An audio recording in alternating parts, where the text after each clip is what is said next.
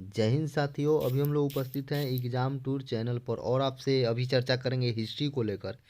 यदि आप Bihar SI mains की तैयारी करते हैं या बीपीएससी की तैयारी करते हैं या सीडीपीओ की तैयारी करते हैं तो आपके लिए ये महत्वपूर्ण हो जाता है हिस्ट्री से। चलिए देखते हैं, यदि आपको इसमें कोई सुझाव लगे तो ज़रूर दें। और चलिए हिस्ट्री की तैयारी आज से शुरू करते हैं। तो सबसे पहले देखिए इसमें कैसे है। यदि आप नोट करना चाहते हैं तो नोट कर सकते हैं। चलिए देखते हैं। किसी व्यक्ति समाज अथवा देश से संबंधित महत्वपूर्ण विशिष्ट व सार्वजनिक क्षेत्र की घटनाओं, तथ्यों आदि का कालक्रमिक विवरण हिस्ट्री कहलाता है। कालक्रमिक विवरण हिस्ट्री कहलाता है। इतिहास किसी समाज, विशेषकर किसी सामाजिक, संस्कृति, राजनैतिक एवं आर्थिक स्थिति तथा इन स्थितियों में समय के साथ साथ होने वाले परिवर्तन को भी प्रस्तुत करता है। चलिए आगे देखते हैं। पुरातात्विक स्रोत के बारे में जानेंगे। यहाँ से प्रश्न आते हैं तो आपको जानना जरूरी है। किसी देश अथवा स्थान की इतिहास जानने के लिए तथा उसे उचित विश्लेषण में पुरातात्विक साक्ष्यों व स्रोतों की महत्वपूर्ण भूमिका होती है। पुरातात्विक साक्ष्यों के अंतर्गत अभिलेख पूछा जा सकता है। पुरातात्विक साक्ष्यों के अभिलेख अंतर्गत कौन कौन आते हैं? तो अभिलेख, सिक्के, स्मारक, भवन, मूर्तियाँ, बर्तन आदि को शामिल किए जाते हैं। अधिकांशतः पुरातात्विक साक्ष्य प्राचीन टीलों की खुदाई से प्राप्त की जाती है या जानकारी होती है। चलिए आगे देखते हैं।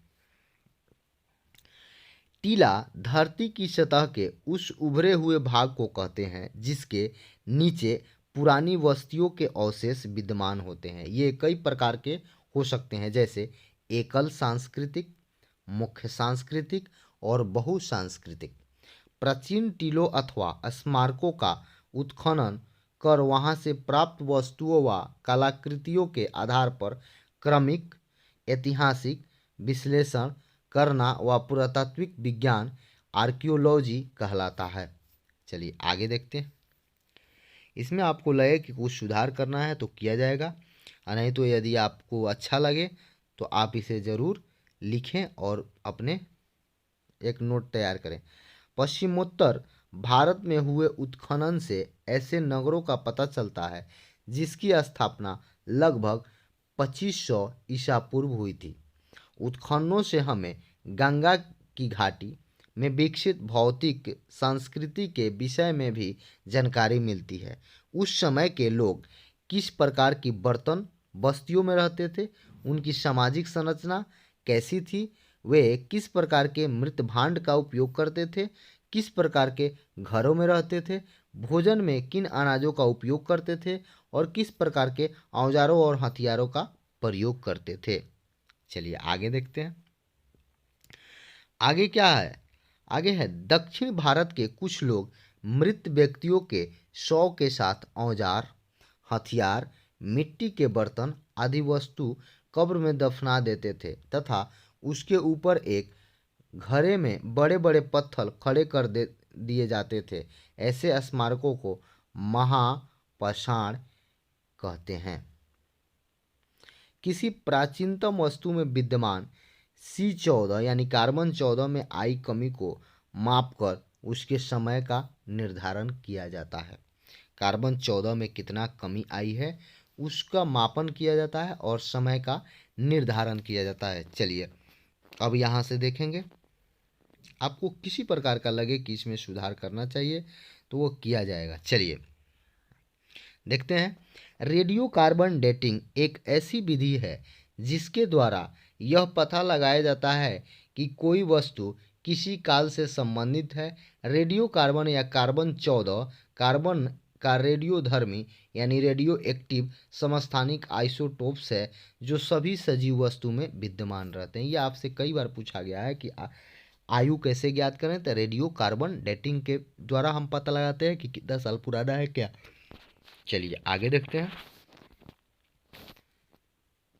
रेडियो कार्बन डेटिंग विधि से पता चलता है कि राजस्थान और कश्मीर में कृषि का प्रचलन लगभग 7,000 से लेकर 6,000 ईसा पूर्व में थी। चलिए याद रखेंगे इसको।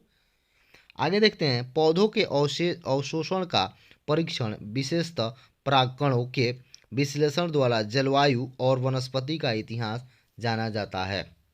पशुओं की हड्डियों का परीक्षण कर उनकी आयु की पहचान की जाती है तथा उन्हें पालतू होने एवं अनेक प्रकार के कार्यों में लगाए जाने की पता लगाता। कैसे? तो पशु हड्डियों का प्रयोग करके, पौधे को तो उनके अवशोषण यानी परीक्षण करके, परागकण। चलिए सिक्के के बारे में अब पढ़ेंगे, बहुत पूछा जाता है। तो सिक्कों के अध्ययन को मुद्रा शास्त्र यानी न्यूमिस्मेटिक्स कहते हैं। आगे देखिए, मुद्रों की बनावट एवं उनमें प्रयुक्त अधातुओं की मात्रा के आधार पर ऐतिहासिक घटनाओं पर प्रकाश पड़ता है। प्राचीन काल में अधिकांश मुहरें धातुओं की बनाई जाती थी, जिन सिक्कों व मुद्राओं पर कोई लेख नहीं होता था, केवल आकृतियां विद्यमान होती थी। उन्हें पंचमार्क या आहर्त सिक्के कहते हैं। चलिए आगे देखते हैं। भारत में पुरातात्विक खुदाई की सब बड़ी संख्या में तांबे, चांदी, सोने और शीशे के सिक्के 5 मिले हैं, सांचे मिले हैं।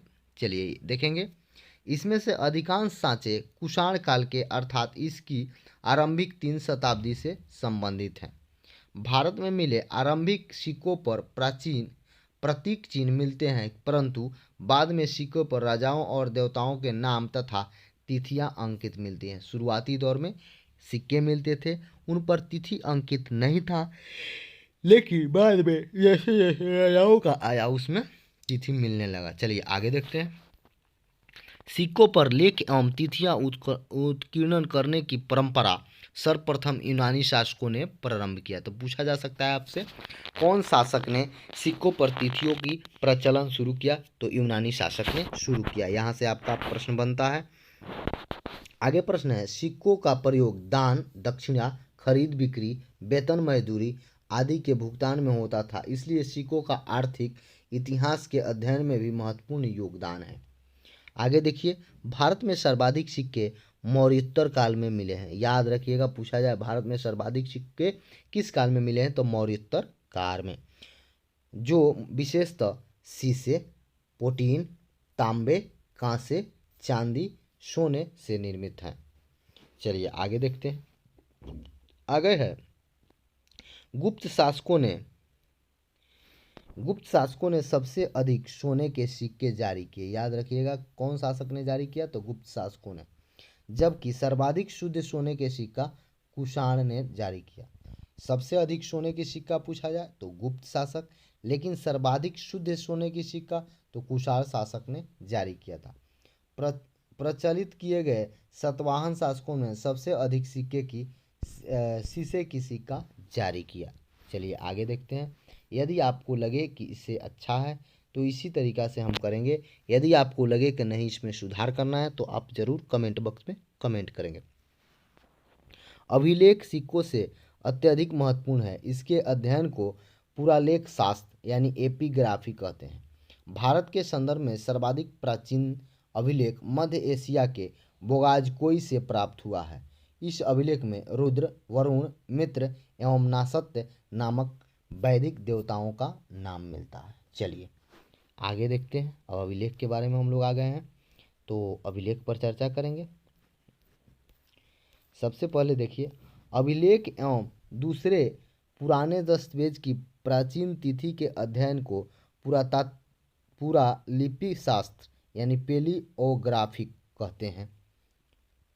अभिलेख मुहरों, प्रशस्त स्तंभों, स्तूपों, चट्टानों, ताम्रपत्रों पर मिलते हैं तथा इसके अतिरिक्त मंदिर की दीवार, ईंट व मूर्ति पर भी मिलते हैं।